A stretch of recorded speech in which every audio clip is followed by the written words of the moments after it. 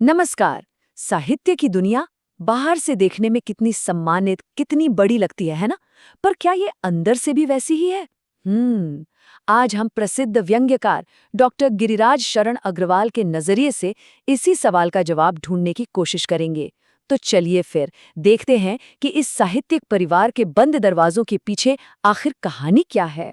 हम सब अक्सर लेखकों और कवियों को बहुत ही गंभीर, त्यागी और समाज सुधारक की तरह देखते हैं। मतलब हमारे मन में उनकी एक बहुत आदर्श छवि बनी होती है। पर सवाल ये है कि क्या ये छवि 100% सच है?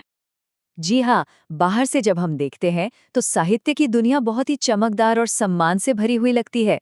ऐसा महसूस होता है कि अरे वाह, यहाँ तो बस ज्ञान और कला की ही बातें होती होंगी।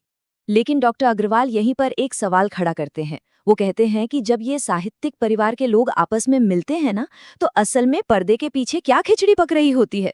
उन्होंने अपनी कलम से इसी पर से पर्दा उठाने की कोशिश की है। तो चलिए पहली परत हटाकर देखते हैं। और सबसे पहले जो चीज सामने आती है वो है गुटबाजी का खेल। मतलब एक ऐसी जगह जहां आपसी तारीफों की महफिलें सजती हैं। इसको ऐसे समझिए, मान लीजिए दो लेखक मिल रहे हैं। एक दूसरे से कहता है, अरे वाह क्या कमाल की कविता लिखी है, ऐसा लग रहा है मानो खुद महान कवि कालिदास जी जमीन पर उतर आए हों। अब ऐसी तारीफ सुनकर तो किसी का भी दिल खुश हो जाएगा, है ना? लेकिन कहानी में एक मजेदार ट्विस्ट है, रुकिए जरा। और बस तुरंत ही दूसरा लेखक पलटकर जवाब देता है, अरे भाई साहब, आपकी आलोचना पढ़कर तो मुझे लगा कि शेक्सपियर ने हिंदी सीख ली है। बस अगली समीक्षा में मेरा थोड़ा ध्यान रखिएगा। और बस यहीं पर सारा खेल समझ में आ जाता है।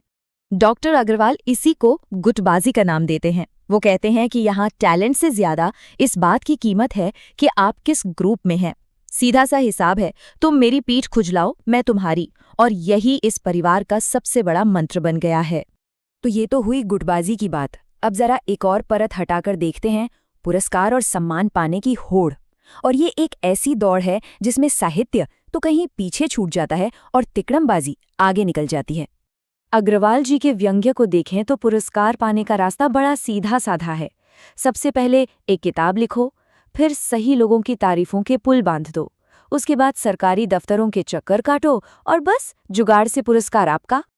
और इसी पर वो कटाक्ष करते हुए कहते हैं कि आज का लेखक अपनी लिखने की मेज पर कम और बड़े बड़े प्रकाशकों या अधिकारियों की चौखट पर ज्यादा पाया जाता है। चिंता इस बात की नहीं है कि रचना कैसी है, चिंता इस बात की है कि जुगाड़ कहाँ से बैठेगा। और अब बात करते हैं साहित्य के पुलिस वालों की। जी, मेरा मतलब है हमारे आलोचकों की। ये अपनी कलम से शब्दों का एक ऐसा जाल बुनते हैं कि उससे बाहर निकलना बहुत मुश्किल हो जाता है। अग्रवाल जी का कहना है कि आलोचक जो हैं वो साहित्य के थानेदार की तरह हैं, जो बिना चाय पानी यानी बिना तारीफ के आपकी गाड़ी को आगे बढ़ने का हरा सिग्नल देते ही नहीं हैं। और इनकी खासियत पता है क्या है?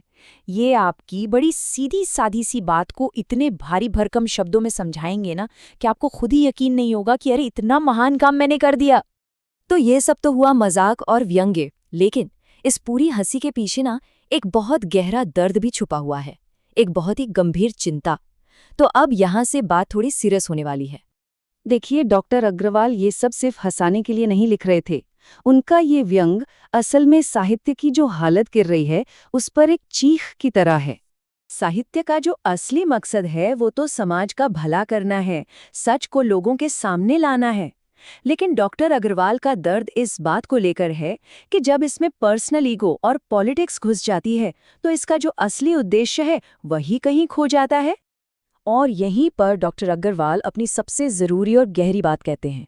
वो मानते हैं कि ये जो विघटन या बिखराव है ये सिर्फ साहित्य का नहीं है, बल्कि ये हमारी पूरी नैतिकता का है। मतलब जो समाज में हो रहा है वही तो साहित्य में भी नजर आ रहा है। तो ये पूरा विश्लेषण हमें एक बहुत ही महत्वपूर्ण सवाल पे लाकर खड़ा कर देता है। क्या आज का साहित्य वाकई में गुटबाजी और इन सब बुराइयों का शिकार हो चुका है? इस पर सोचिएगा ज़रूर।